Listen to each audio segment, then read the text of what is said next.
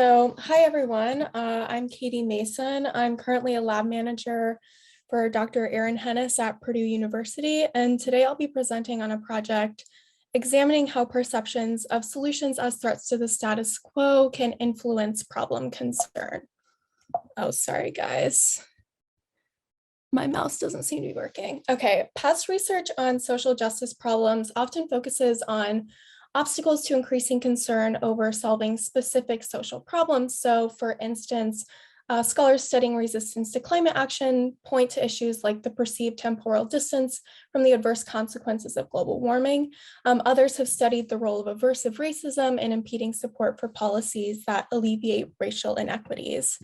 However, efforts to solve many problems, from a problem like climate change to a very different problem like racial inequality or gun violence, seem to consistently face negative reactions, implying there may be psychological phenomena that underlie challenges to responding to social problems in general.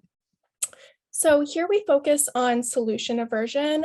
Solution aversion is a process in which people downplay the severity of a problem because they don't like its solution. So past research has found that solution aversion arises when a specific solution to a problem is uncongenial with one's political ideology, but that this can be overcome by proposing solutions that are consistent with one's ideological priorities.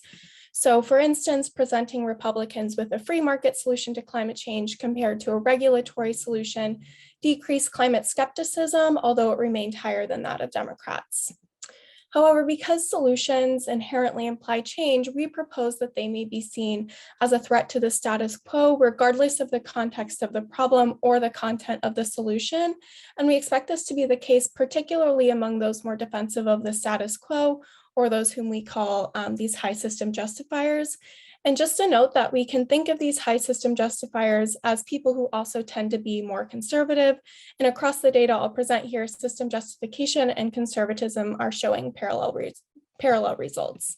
Importantly, we argue that this resistance to addressing this variety of social problems may be less a function of low concern over the problem, as previous research has theorized, but more a function of this aversion to solutions, specifically in high system justifiers' perceptions that solutions pose a threat to the status quo.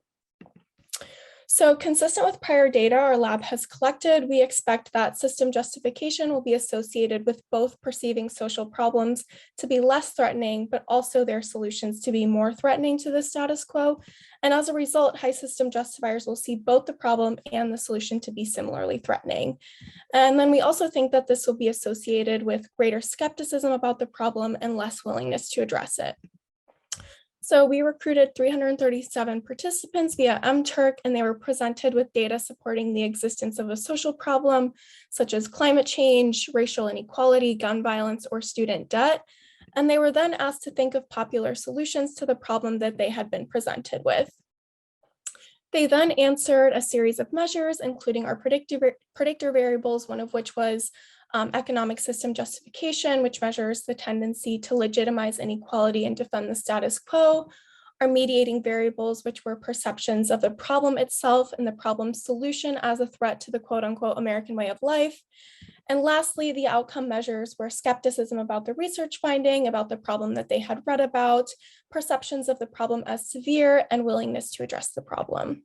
So now onto the results. We ran different multi-level models for each of our problems. The x-axis represents system justification and the y-axis represents these threat perceptions. And as we expected, system justification tended to be associated with lower perceptions of the problem as a threat. So this is indicated by that pink line. However, it was more strongly and consistently associated with higher perceptions of the solution as a threat, as indicated by that purple line. And on the right side of the graph, you can see that as a result, these high system justifiers saw both the problem and the solution to be similarly threatening to the American way of life. Our mediation analyses collapsed across these problems showed that the negative association between system justification and our outcome variables.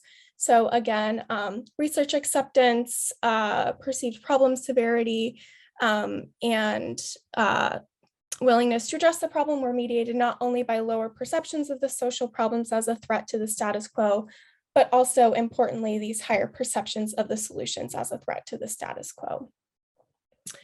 And in some, our findings suggest that resistance to solving social justice problems is not merely a function of people's lack of concern over the problem itself.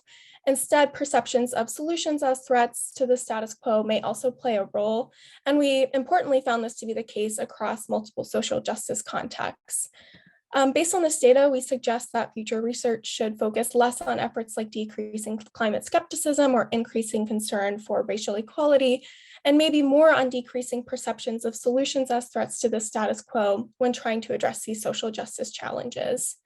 Thanks to Dr. Erin Hennes, who's my current advisor, the Social Cognition of Social Justice Lab at Purdue University, SPSP, the Justice Morality Preconference organizers, and thank you all for listening.